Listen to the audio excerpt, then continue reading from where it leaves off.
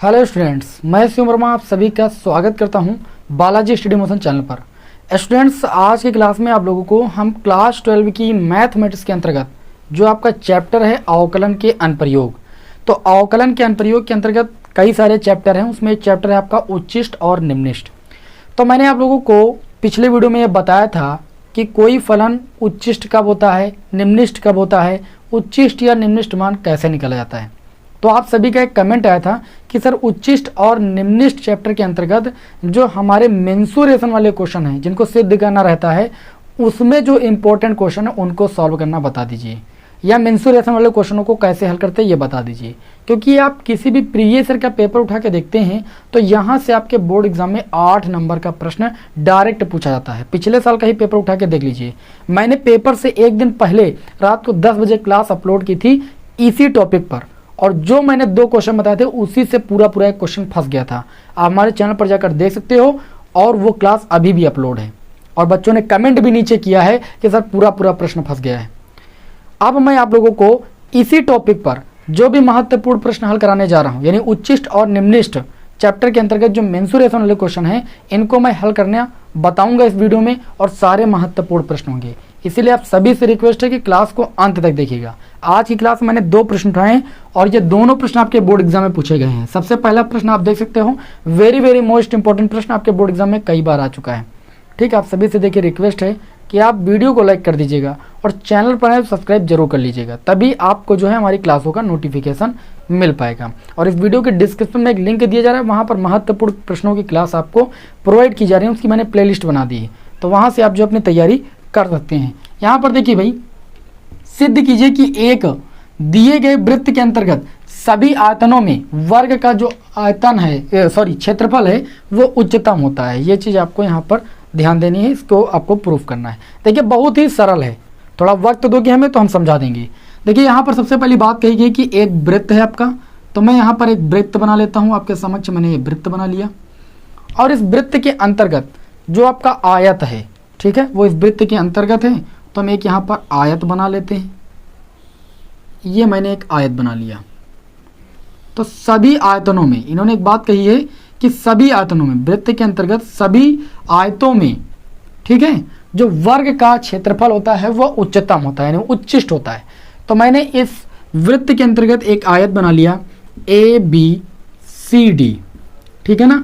अब जो ये आयत का विकर्ण होगा, जैसे मैं आयत का विकर्ण AC खींचता हूं, तो जो ये आयत का विकर्ण होगा, देखिए अगर इस वृत्त की त्रिज्या को R मान लें तो केंद्र से परि तक की दूरी त्रिज्या कहलाती है। चूंकि इस केंद्र से ही आयत का विकर्ण जाएगा तो ये दूरी R और ये दूरी R, मतलब जो ये आयत का विकर्ण होगा वो 2R मीटर की लंबाई का होगा। भाई पहले इस बात को समझिए। अब इन्होंने ये बताया है कि जो सभी आयतनों में, जो वृत्त के अंतर्गत सभी आयतनों में नहीं होगा, सभी आयतों में होगा। भाई यहाँ पर एक चीज गलत लिखी है, इसको सही कर लीजिएगा। सभी आयतों में जो वर्ग का क्षेत्रफल होता है वो उच्चतम होता है। ये चीज आपको यहाँ पर सिद्ध करनी है। तो हम यहाँ पर क्या करेंगे, देखिए सबसे पहले ये मानेंगे कि जो ये आपकी रेखा है CAB, इस कोण को हम थीटा मान लेंगे। क्या मान लेंगे भाई? थीटा, ठीक है। क्योंकि ये दोनों समांतर रेखाएं होती है, अगर ये कोण हम थीटा मानेंगे तो ये कोण भी हमारा थीटा होगा। इसमें कोई सोचना समझना ही नहीं। अब देखिए यहाँ पर हमको सबसे पहले इसकी भुजाएं तो पता चले, क्योंकि इसमें यह बताया गया है कि वर्ग का क्षेत्रफल क्या होता है? उच्चतम होता है। हमें ये चीज दिखाना है कि जो ये आयत का क्षेत्रफल है ये उच्चतम है। किस कंडीशन में? जब ये चारों भुजाएं बराबर है, तभी तो ये वर्ग होगा। तो हम सबसे पहले क्या करेंगे, इस आयत का क्षेत्रफल निकालने के लिए इस आयत की लंबाई और चौड़ाई को ज्ञात करेंगे, क्योंकि आयत का क्षेत्रफल जो होता है वो लंबाई गुणा चौड़ाई होता है। तो सबसे पहले यहाँ पर हम मान लेंगे कि माना, देखिए हल क्या होगा इसमें। सबसे पहले मैंने क्या माना, हमने माना है कि जो कोण हमारा BAC है, कोण हमारा BAC है, इसको मैंने थीटा माना है। तो आप सभी लोग जानते हो अगर ये थीटा कोण है और ये टोटल भुजा 2R है, अगर हमें इस भुजा का मान निकालना है तो ये एक आपका देखिए समकोण त्रिभुज है। जब आप साइन थीटा लगाओगे तो साइन थीटा बराबर होता है लंब बटे कर्ण। क्या होता है? लंब बटे कर्ण। तो साइन थीटा बराबर कोण के सामने भुजा लंब होती है, लंब हमारा हो गया BC, और कर्ण हमारा कितना है, ये देखिए 90 डिग्री सामने भुजा कर्ण 2R हो जाएगी। तो BC बराबर अगर निकालेंगे तो 2R साइन थीटा हो जाएगा। कितना हो जाएगा? 2R sine theta. तो यहाँ पर रख देंगे भाई हम BC जो भुजा आ जाएगी, BC जो होगी वो आयत की आपकी चौड़ाई होगी, वो आपकी आ गई 2r sin थीटा। तथा अब हमें आयत की लंबाई चाहिए, तो हम पुनः क्या करेंगे, यहाँ पर पुनः ले लेंगे cos थीटा। cos थीटा बराबर क्या होता है, आधार बटे कड़। तो ये थीटा इसके सामने भुजा लंब, ये है आधार क्या है आपका AB जो कि आयत की लंबाई है, और कड़ आपका कितना भाई 2r। तो कैंची गुणा करेंगे तो AB बराबर हमारा आ जाएगा 2r cos थीटा। ठीक है, 2r का गुणा इधर cos से हो जाएगा, तो 2r cos थीटा क्या आ जाएगा AB। AB क्या है, आयत की लंबाई है, तो आयत की लंबाई AB का मान हमें कितना मिल गया भाई 2r cos थीटा मिल गया। अब हमें दिखाना है कि जो आयत का क्षेत्रफल है वो उच्चतम होता है, तो आयत की भुजाएं आपस में बराबर होती है, यानी एक वर्ग को निरूपित करती हैं। तो हम क्या लिखेंगे, तब प्रश्नानुसार, या प्रश्नानुसार नहीं, तब आयत का क्षेत्रफल, आयत का क्षेत्रफल। तो आयत का क्षेत्रफल बराबर होता है लंबाई गुणे चौड़ाई। लंबाई आप देख सकते हो AB का मान मैंने निकाला 2r cos थीटा, और चौड़ाई की अगर बात करें तो चौड़ाई आपका है 2r sin थीटा। ठीक, तो यहाँ से क्षेत्रफल A बराबर 2 का मल्टीप्लाई 4 हो जाएगा, r का multiply r square sine theta, और ये cos थीटा, तो साइन थीटा हो गया, cos थीटा हो गया। इसको देखिए थोड़ा ऐसे भी लिख सकते थे, A इक्वल टू, इसको लिख सकते थे 2r स्क्वायर और इनटू में 2 साइन थीटा, और ये आपका cos theta. 2 sine theta into cos theta आपका फार्मूला बन जाएगा, क्या फार्मूला बन जाएगा, साइन 2 थीटा का। अब ये हमारा एक फलन हो चुका। बाकी वही सारा रूल, उच्चिष्ट और निम्निष्ट ज्ञात करने के लिए सबसे पहले हम एक बार अवकलन करते हैं, फिर 2 बार अवकलन करते हैं, फिर एक बार अवकलन को 0 के बराबर दिखाते हैं, वहां से वैल्यू निकालते हैं, और द्वितीय कोटि के अवकलज में हम वैल्यू रख कर देखते हैं कि वैल्यू धनात्मक है कि ऋणात्मक है। अभी समझ जाइएगा अगर आपने पिछला वीडियो नहीं देखा तो। अब इसको यहाँ पर हम क्या मान लेंगे भाई, समीकरण एक। सबसे पहले देखते हैं कि जो यहाँ पर हमें समीकरण मिली है किसी एक वेरिएबल के रूप में मिली है कि नहीं। अगर एक वेरिएबल के रूप में मिलेगी तभी तो उसके सापेक्ष अवकलन करेंगे। हाँ, तो यहाँ पर आप देख सकते हो कि हमें जो है थीटा के पदों में भाई मिला है, हम इसका अवकलन कर देंगे भाई। क्या लिखेंगे, थीटा के सापेक्ष, थीटा के सापेक्ष अवकलन करने पर, क्योंकि ये फलन थीटा के पदों में अवकलन करेंगे तो ये आपका हो जाएगा dA अपान में डी थीटा इक्वल टू, ये कितना हो जाएगा देखिए भाई 2r स्क्वायर बाहर हो जाएगा, साइन 2 थीटा का अवकलन करेंगे तो आपका हो जाएगा cos 2 थीटा, और 2 थीटा का अगेन करेंगे तो 2 हो जाएगा, थीटा का थीटा के रिस्पेक्ट में 1 हो जाएगा। इस तरीके से हमें मिल जाएगा 4r square cos 2 theta. Clear, इसको मान लेंगे हम समीकरण 2। फिर क्या करते हैं, पुनः अवकलन करेंगे, पुनः किसके सापेक्ष, थीटा के सापेक्ष, पुनः थीटा के सापेक्ष अवकलन करेंगे तो ये आपका हो जाएगा d2a अपान में डी थीटा स्क्वायर बराबर, देखिए 4r स्क्वायर बाहर हो जाएगा, cos 2 थीटा का अवकलन हो जाएगा माइनस का साइन 2 थीटा, और 2 थीटा का अगेन करोगे 2 हो जाएगा, थीटा का थीटा के रिस्पेक्ट में 1 हो जाएगा। तो यहाँ से आपको मिल जाएगा माइनस का 8r स्क्वायर, देखिए 2 और 4 का गुणा 8, माइनस का 8r स्क्वायर, और ये हो जाएगा साइन 2 थीटा। इसको हम समीकरण क्या मान लेंगे 3। देखिए आप वही रूल लगा रहे हैं उच्चिष्ट और निम्निष्ट वाला जो मैंने आपको बताया है। ठीक है, तो पुरानी क्लासें नहीं देखी तो आप देख सकते हो भाई, प्लेलिस्ट का लिंक आपको डिस्क्रिप्शन में मिलेगा, उसमें सभी महत्वपूर्ण प्रश्नों की क्लासें दी गई हैं। अब क्या करते हैं, उच्चिष्ट व निम्निष्ट के लिए वही पुराना रूल, उच्चिष्ट व निम्निष्ट के लिए, निम्निष्ट के लिए, उच्चिष्ट व निम्निष्ट के लिए क्या करते हैं, जो प्रथम कोटि का अवकलज मैंने निकाला है डी अपान डी थीटा, इसको क्या करते हैं भाई 0 के बराबर दिखाते हैं। तो यहाँ पर देखिए कितना आया था 4r square cos 2 theta equal to 0। 4r square जो है 0 के बटन जाएगा तो ये आपका cos 2 थीटा बराबर 0 हो जाएगा। अब हम देखेंगे कि 0 cos कितने की वैल्यू होती है, तो आप कहोगे कि cos 2 थीटा बराबर ये cos 90 डिग्री की वैल्यू 0 होती है भाई, cos से cos दोनों पक्षों में तुलना करने पर हट जाएगा, तो 2 थीटा बराबर हमें मिल गया π/2। तो थीटा बराबर हमें कितना मिलेगा भाई π/4 मिलेगा। कितना मिलेगा भाई π/4 मिलेगा कि नहीं मिलेगा। अब देखिए थीटा बराबर अगर π/4 मिल गया तो इस वैल्यू को कहाँ पर रखते हैं, समीकरण 3 में, जहां पर द्वितीय कोटि का अवकलज हमने किया है। तो लिखेंगे थीटा बराबर π/4 पर किसका मान निकालेंगे हम, d2a अपान में डी थीटा स्क्वायर का मान, जो द्वितीय बार अवकलज करते हैं। कितना है आपका माइनस का 8r स्क्वायर, और देखिए ये आपका हो जाएगा साइन, और उसके बाद 2, और थीटा की वैल्यू कितनी है भाई π/4 मैंने रख दिया, 2 से 4 को काटेंगे 2 आ जाएगा, यानी d2a अपान में D theta square equal to minus का 8r स्क्वायर, और यहाँ पर साइन π/2 बचा, काटने पर साइन पाई बाई 2 की वैल्यू कितनी होती है, साइन पाई बाई 2 का साइन 90 डिग्री, साइन 90 डिग्री की वैल्यू 1 होती है, तो 1 हो गया। मतलब यहाँ पर माइनस का 8r² मिला। आपको इससे नहीं मतलब आपको वैल्यू धनात्मक मिली कि ऋणात्मक, ये देखना है। तो वैल्यू मिली ऋणात्मक। अगर d2a/d2 की वैल्यू ऋणात्मक आती है तो जिस वैल्यू पर आती है उस वैल्यू पर हमारा जो फलन होता है वह उच्चिष्ट होता है, अगर धनात्मक आती है तो निम्निष्ट होता है। ठीक, इस बात को थोड़ा पकड़िएगा यहाँ पर, इसको थोड़ा रफ कर देते हैं। ये कैसे है मैंने आपको बता दिया है और उम्मीद करता हूँ कि आप समझ गए होंगे ये बात। अब यहाँ पर हम कहेंगे कि थीटा इक्वल टू π/4 पर जो हमारा ये क्या था क्षेत्रफल, किसका, आयत का क्षेत्रफल, ये क्या था भाई, उच्चिष्ट था। तो यहाँ पर हम एक लाइन लिखेंगे, थीटा इक्वल टू π/4 पर आयत का क्षेत्रफल उच्चिष्ट है। क्या है भाई, उच्चिष्ट है। अब उच्चिष्ट है तो क्या ये एक वर्ग को निरूपित कर रहा है, यही चीज तो हमें सिद्ध करना है। तो चलिए थीटा इक्वल टू हम π/4 रखेंगे BC भुजा में। तो यहाँ से आप देख सकते हो BC बराबर कितना है आपका 2r साइन, थीटा के स्थान पर π/4 रखेंगे 2r साइन π/4 की वैल्यू कितनी होती है 1/√2। तो ये आपका आ जाएगा √2r, क्योंकि 2 को आप लिख सकते हो √2 × √2, एक √2 से एक √2 कैंसिल हो जाएगा, √2r आएगा।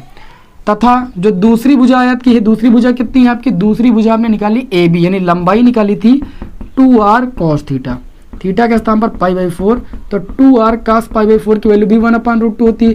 हल करने पर ये √2r आ जाएगा। अब आप देख सकते हो कि थीटा इक्वल टू π/4 पर जो आयत का क्षेत्रफल है वो उच्चिष्ट है। उसी कंडीशन में आपको जो AB बराबर BC मिल रहा है, जब लंबाई चौड़ाई आपस में बराबर होती है तो जो आकृति होती है चतुर्भुज की हमारी, वह एक वर्ग होती है। ठीक है, इसलिए ABCD क्या है, यहाँ पर एक वर्ग है, एक वर्ग है। और यही चीज यहाँ पर आपको सिद्ध करनी थी। देखिए कितना सिंपल क्वेश्चन था, बताया है तो क्या, सिद्ध कीजिए कि वृत्त के अंतर्गत जो मैंने आयत लिया है उसका जब क्षेत्रफल उच्चतम होता है, देखिए जब उच्चिष्ट हुआ यानी उच्चतम हुआ तो यहाँ पर भुजाएं आपस में बराबर आई। कहने का मतलब ये है कि आपका ये जो आयत है एक वर्ग को निरूपित कर रहा है। प्रश्न में यही बोला गया था कि क्षेत्रफल उच्चतम होता है। सिद्ध कीजिए कि वृत्त के अंतर्गत आयतों में वर्ग का क्षेत्रफल उच्चतम होता है। तो ये वर्ग है, तभी इस आयत का क्षेत्रफल उच्चिष्ट है या उच्चतम है। बताइए समझ में बात है कि नहीं, 100% समझ में आ गई होगी। मैं आप सभी से वादा करता हूं कि आप भी थोड़ा और देखिएगा। एक सी क्लास में मैंने क्वेश्चन लिया है, बहुत ही तगड़ा सा प्रश्न लिया है, ठीक है ना। इसका स्क्रीनशॉट आप जल्दी से लीजिए। तो उम्मीद करता हूं कि आप सभी लोगों ने स्क्रीनशॉट ले लिया होगा। आज की क्लास का जो अगला क्वेश्चन है वो मैं यहाँ पर नोट नहीं करूंगा, बल्कि आपकी स्क्रीन पर आएगा, ठीक है।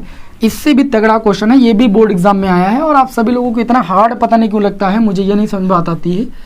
इतनी आसान एक्सरसाइज है, थोड़ा सा समझिए लैंग्वेज को। वही उच्चिष्ट निम्निष्ट का कॉन्सेप्ट आपको लगाना है, पकड़ना है कि क्या कहा जा रहा है, क्या उच्चतम है, क्या चीज़ आपको सिद्ध करनी है। जैसे एक प्रश्न और लेते हैं आप लोगों के समक्ष, और देखिए क्लास को ऑन देखिएगा। एक क्वेश्चन में है बिल्कुल इसी टाइप का, आपको होमवर्क के लिए दूंगा, आप कीजिएगा, प्रयास कीजिएगा, आप बिल्कुल लगा लेंगे। लिखा है कि सिद्ध कीजिए कि प्रदत्त पृष्ठ एवं महत्तम आयतन के बेलन की ऊंचाई आधार के व्यास के बराबर होती है, ठीक है ना। तो यहाँ पर देखिए लिखा है सिद्ध कीजिए कि, प्रश्न को 2-3 बार पढ़िए, सिद्ध कीजिए कि प्रदत्त पृष्ठ, ठीक, किसका प्रदत्त पृष्ठ, जो है बेलन का, महत्तम आयतन के बेलन की ऊंचाई, मतलब जो है प्रदत्त जो पृष्ठ है उसकी सहायता से एक समीकरण बनाइए, उस समीकरण से कुछ भी वैल्यू आप निकालिए। उसके बाद जो बेलन का आयतन है उसको आप महत्तम दिखाइए। तो महत्तम दिखाने की कंडीशन में जिस वैल्यू पर बेलन का आयतन महत्तम होगा उस वैल्यू को रखकर हमें ये चीज़ प्रूव करना है कि बेलन की जो ऊंचाई है वो आधार के व्यास यानी त्रिज्या के दोगुने के बराबर है। तो चलिए यहाँ पर एक बेलन मान लेते हैं भाई। क्वेश्चन नंबर 2 का आज की क्लास का, माना जो बेलन की त्रिज्या है उसको हम स्मॉल r मानते हैं, तथा जो बेलन की ऊंचाई है उसको हम मानते हैं स्मॉल h है, ठीक। इसी में हमको रिलेशन क्या लाना है, h बराबर 2r लाना है, ठीक है। यानी बेलन की ऊंचाई आधार के व्यास का मतलब त्रिज्या का 2 गुना, सीधी सी बात है, ठीक। अब यहाँ पर देखिए बेलन का जो पृष्ठीय क्षेत्रफल होगा, बेलन का पृष्ठीय क्षेत्रफल, ठीक, बेलन का संपूर्ण पृष्ठीय क्षेत्रफल निकालेंगे। यहाँ पर कुछ छोड़ना तो है नहीं में, संपूर्ण पृष्ठीय क्षेत्रफल। तो बेलन का जो संपूर्ण पृष्ठीय क्षेत्रफल होता है उसको हम मान लीजिए s से डिनोट कर रहे हैं। किससे भाई, s से। ये आपका हो जाएगा 2 pi r two pi R H plus का टू पाई आर स्क्वायर। ये तो होता है संपूर्ण पृष्ठ। देखिए बेलन होता है, इसमें दो वृत्त होते हैं, दो वृत्तों का क्षेत्रफल टू पाई आर स्क्वायर, एक वृत्त का क्षेत्रफल पाई आर स्क्वायर, तो दो वृत्तों का क्षेत्रफल टू पाई आर स्क्वायर। और ये जो आपका वक्र पृष्ठ होता है, वक्र पृष्ठ का क्षेत्रफल टू पाई आर एच होता है। इस प्रकार बेलन का जो संपूर्ण पृष्ठीय क्षेत्रफल होता है वो two pi R H plus का टू पाई आर स्क्वायर होता है। यहाँ से इसको हम थोड़ा सा मान लेते हैं, चलिए समीकरण 1, ठीक है। अब दिखाना हमें क्या है, महत्तम आयतन। तो आयतन होता है बेलन का कितना भाई, पाई आर स्क्वायर एच।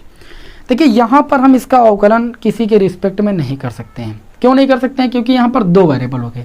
फलन को हमें किसी एक वेरिएबल के पदों में बनाना रहता है, चाहे आप एच के पदों में बनाइए चाहे आप आर के पदों में बनाइए।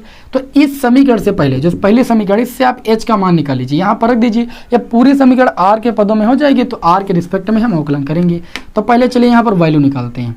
ये आपका कितना हो जाएगा, S two pi R square इधर लाएंगे तो ये आपका हो जाएगा टू पाई आर स्क्वायर, ठीक।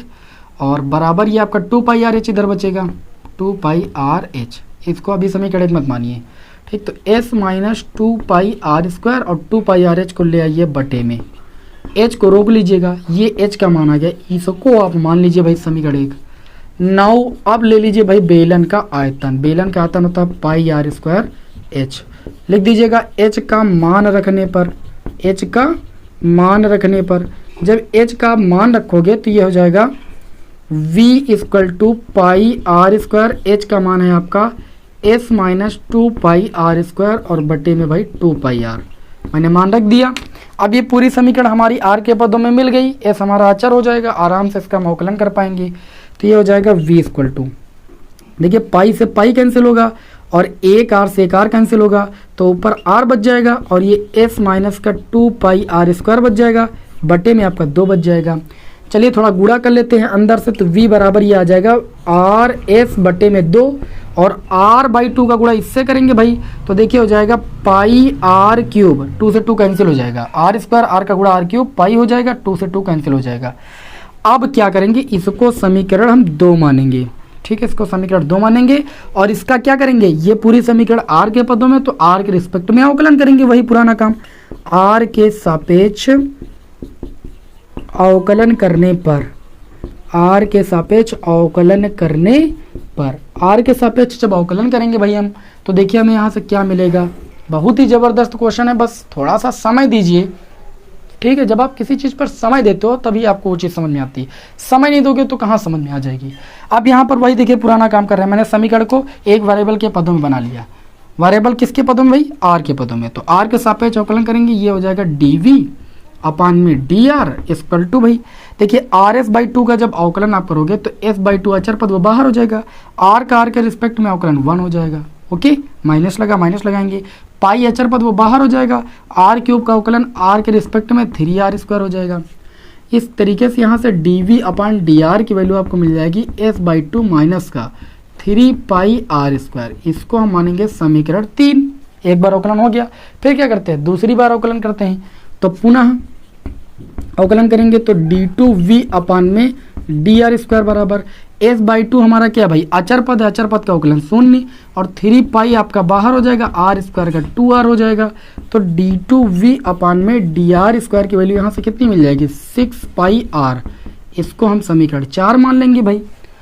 अब हमें क्या करना था, ये जो आयतन था प्रश्न में क्या बोला गया था, आयतन जो है वो महत्तम, महत्तम का मतलब उच्चिष्ट, तो किस वैल्यू पर उच्चिष्ट है, उसी वैल्यू से हमें ये चीज़ प्रूव करना है कि जो त्रिज्या है वो बेलन के आधार के बराबर है, यानी h जो है 2r के बराबर। तो सबसे पहले इसको हम महत्तम दिखाएंगे, तो जो हम वैल्यू निकालेंगे क्या करेंगे, लिखेंगे उच्चिष्ट व निम्निष्ट के लिए, उच्चिष्ट व निम्निष्ट मान के लिए क्या करते हैं, उच्चिष्ट व निम्निष्ट मान के लिए जो पहली बार मैंने अवकलन किया, कहाँ किया भाई, पहली बार अवकलन यहाँ पर किया है, इसको हम 0 के बराबर दिखाएंगे, यानी dv अपान dr, dv अपान dr की वैल्यू कितनी है, ये s बाई 2 माइनस का 3 पाई r स्क्वायर, इसको हम 0 के बराबर दिखा देंगे। तो यहाँ से आप देखोगे ये आपका हो जाएगा s बाई 2 बराबर 3 पाई आर स्क्वायर, उधर जाएगा तो प्लस का 3 पाई आर स्क्वायर हो जाएगा। यहाँ से आप वैल्यू निकालोगे, कुछ गड़बड़ तो नहीं हुआ है भाई, हमारे समझ से कुछ नहीं गड़बड़ हुआ है, ठीक। आर स्क्वायर, यहाँ से अगर हम आर स्क्वायर की वैल्यू निकालेंगे तो 3 पाई इधर आएगा तो एस अपान में 6 पाई हो जाएगा, आर स्क्वायर की वैल्यू एस अपॉन 6 पाई, या आप इसको लिख सकते हो R equal to under root S upon 6 pi, ऐसा लिख सकते हो। अब इस r बराबर जो वैल्यू मैंने निकाली है, इस वैल्यू पर देखेंगे क्या जो मैंने द्वितीय कोण का अवकलज ज्ञात किया है उस पर वैल्यू हमें ऋणात्मक मिल रही है, यानी उच्चतम या महत्तम मिल रही है, तभी तो हम आगे कंडीशन जो है सॉल्व करेंगे। तो यहाँ पर लिखेंगे r बराबर अंडर रूट एस अपॉन 6 पाई पर किसकी वैल्यू निकालते हैं, जो द्वितीय कोण का अवकलज किया है, d2v अपॉन में D R square equal to कितना है आपका, ये आपका है माइनस का 6 पाई, आर की वैल्यू आई है अंडर रूट एस अपॉन में 6 पाई। कुछ भी आए, हल करने पर कुछ भी आए, आपको तो चिन्ह से मतलब, चिन्ह ऋणात्मक है, वैल्यू आपको कैसी मिली, ऋणात्मक मिली। ऋणात्मक मिलने का मतलब है कि r बराबर अंडर रूट एस अपॉन 6 पाई पर जो आयतन है वो क्या है भाई, महत्तम है या उच्चिष्ट है, यही बोला गया था, महत्तम है। अब महत्तम है तो हमें r बराबर मिला s upon 6 pi under root का। तो आप इस रिलेशन से ये चीज दिखाइए कि h बराबर जो है, यानी जो ऊंचाई है बेलन की, वो आधार के व्यास के बराबर है। तो यहाँ पर देखिए, अगर हम वैल्यू निकालेंगे, वर्ग करेंगे, तो हम आर स्क्वायर बराबर, अभी मैंने कहा एस अपॉन 6 पाई लिख सकते हैं, या यहाँ से एस बराबर निकाल सकते हैं 6 पाई आर स्क्वायर। देखिए आर और एच के रूप में तो मैंने माना ही था, देखिए भाई आर एच को तो मैंने माना ही था, तो ये तो होगा ही होगा। एस को नहीं माना था तो एस की वैल्यू उठा के कहाँ पर रखेंगे, समीकरण 1 में लिखेंगे एस का मान समीकरण 1 में रखने पर। तो समीकरण 1 कितना भाई, समीकरण 1 है एच बराबर S minus 2 pi R square upon में कितना है भाई, 2 पाई आर। तो एच बराबर एस की वैल्यू कितनी आई, 6 pi R square minus 2 pi R square upon में 2 pi R. 6 pi R square से 2 पाई आर स्क्वायर जाएगा तो ये बचेगा 4 पाई आर स्क्वायर अपान में 2 पाई आर।